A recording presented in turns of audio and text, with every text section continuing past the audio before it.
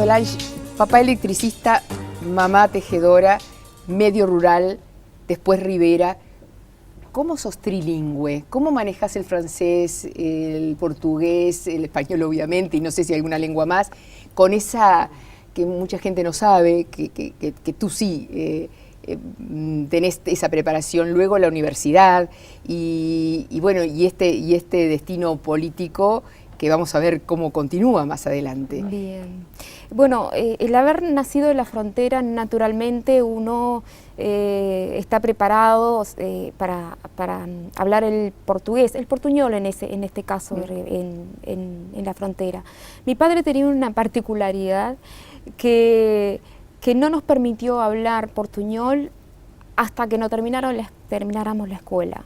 Porque sí hay una cierta, perdemos un poco los riverenses la pureza del idioma español y tendemos a confundir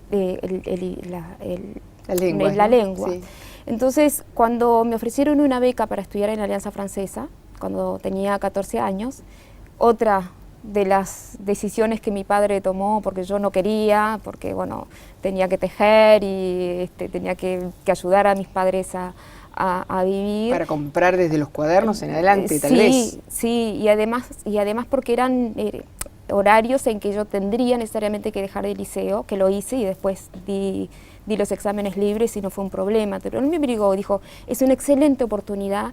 Porque tú ahí ya estabas preparada a los 14 años para empezar a trabajar en tareas domésticas. Desde antes. ¿Desde antes? Sí, cuando uno crece en una familia pobre y cuando ve que los padres están haciendo un enorme sacrificio para tener una vida digna, porque y yo veía que mis padres trabajaban muchísimo. Cuando terminé la escuela, a pesar de ser abanderada, ya había tomado la decisión de que no iba a seguir estudiando.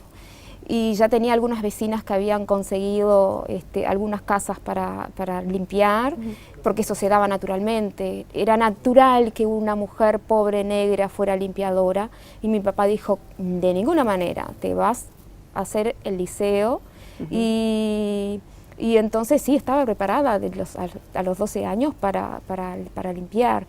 Y cuando recibí la beca de la Alianza Francesa también me cuestioné, bueno, pero ¿tengo que dejar de tejer o tengo que dejar de ir al liceo?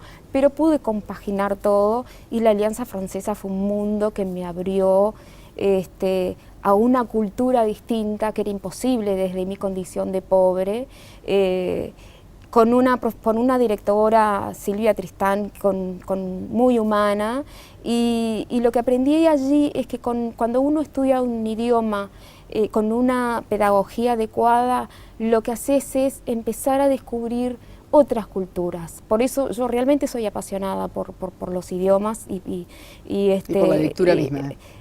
Sí. Yo me leí toda la biblioteca de la Alianza Francesa. ¿Cuál es tu autor preferido? Es una pregunta dificilísima, porque cada vez encuentro algún autor que me gusta, pero yo leí 5 veces Los Miserables de Víctor Hugo. ¿En francés? Sí, en francés. Y me parece tan brutal y tan actual. Sobre todo uno de los personajes que me impresiona muchísimo es Gavroche. Gavroche, el pequeño, porque también habla de la miseria del niño que tiene que deambular por las calles porque no tiene una familia. Y en ese momento, cuando lo leí cuando tenía 14 años, dije, pero qué actual que es esto, sigue siendo actual. Y entonces Víctor Hugo es uno de los escritores que a mí me gustan mucho, pero después descubrí a Fernando Pessoa, escritor portugués que es increíble. Entonces no sabría decirte cuál es mi preferido. Sé decirte que Los Miserables es un libro que a mí me impresionó muchísimo. ¿Y qué libro tenés del cual no te separás? El libro de Desasosiego de Pessoa me acompaña. Los Miserables todavía lo tengo, ya están gastadísimos. Y tengo un libro de Proust, no sabría decirte cuál es la traducción exacta, pero es A la recherche du temps perdu. A la búsqueda del tiempo perdido. El tiempo perdido, exactamente. que también es un libro interesante. Proust es un escritor interesante, a pesar de que es un escritor difícil de leer. Y hay un libro que jamás lo pude terminar, que es la segunda parte de Búsqueda de tiempo perdido, que es Le temps retrouvé, imposible. ¿El otoño encontrado? No, el tiempo reencontrado. El tiempo, sí, claro. Y no lo pude leer porque realmente es de una profundidad y una complejidad que requiere muchísimo tiempo, porque Proust, una de las características de Proust es que escribía frases interminables y no. ¿Y cómo te conectás con la política y con el EPP?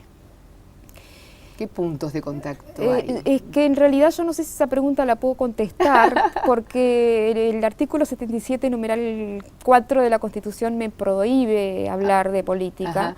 Lo que sí te puedo decir que sí, soy mepepista, soy mujiquista. El primer encuentro fue con Mujica. En realidad, cuando se dio la interna del Frente Amplio entre Astor y Mujica, una cosa que yo realmente... No quiero que esto tenga consecuencias para ti, ¿eh? No, porque voy a hablar en términos generales. En términos generales. Perfecto. En ese momento de la interna, los medios de prensa daban una imagen del actual presidente Mujica que era muy negativa. Hablaban de su lado que no era el que yo después descubrí. Entonces empecé a hacer una investigación para tomar la mejor decisión, y realmente es un hombre que por su forma de ser, su filosofía de vida, yo me reconocí en lo que él decía. O sea que si Mujica hubiera sido colorado, lo seguías igual, lo votabas. Si tuviera el mismo pensamiento que tuviese ahora, sí. Bien, ¿y cómo se te relaciona y se te vio ahí en esa foto? Que no hay muchas, que nos costó bastante y tuvimos ayuda de gente que trabaja muy cerca tuyo, después podrás reprocharle o no, con el plan Juntos. Qué experiencia extraordinaria, porque cuando uno está en un cargo de gobierno, lo que aprende es que no para uno, pero para los demás, te tienen la idea que tú tenés poder, y el poder en realidad no existe. ¿No existe? Tengo mis dudas. Para mí no. Ah, no existe. Directamente, es algo que escapa absolutamente. Pero hay mucha gente que se convence de que existe el poder y lo ejerce como tal. O sea, que es un tema mental, como yo decía al principio, ¿no? Si tú decís el poder existe, bueno, actúas con poder y hasta con prepotencia. Sí, pero en mi caso no, porque yo sigo diciendo y voy a repetir, desde el día que asumí hasta el día que me vaya, yo soy una trabajadora. Yo vivo de mi trabajo. Me ha tocado ocupar este cargo, que es un cargo político, sí es verdad, pero yo lo asumo como trabajadora y por lo tanto tengo que hacer lo mejor de mí como trabajadora. Pero es cierto que la gente alrededor cambia, te tratan de una forma distinta, y eso en determinado momento me hizo querer reencontrar con mis raíces pobres. Entonces yo tengo uno de los chicos que trabaja conmigo, Mauricio, era voluntario del hormiguero del plan Juntos, y yo le dije, yo quiero colaborar, quiero ver cómo están los vecinos del Cerro Norte, quiero reencontrarme con mis raíces, y el plan Juntos tiene un objetivo que es extraordinario, porque no es solamente construir casas, es un plan de solución sociohabitacional, o sea que no solamente estás construyendo las casas con los vecinos, sino que hay todo por detrás, un seguimiento a la infancia, a la educación. Los beneficiarios del plan Juntos aprenden trabajando, aprenden a ser obreros de las construcciones. ¿Viste el caso de Martín, un chico de una de las primeras casas que se construyeron, que hoy por hoy está trabajando?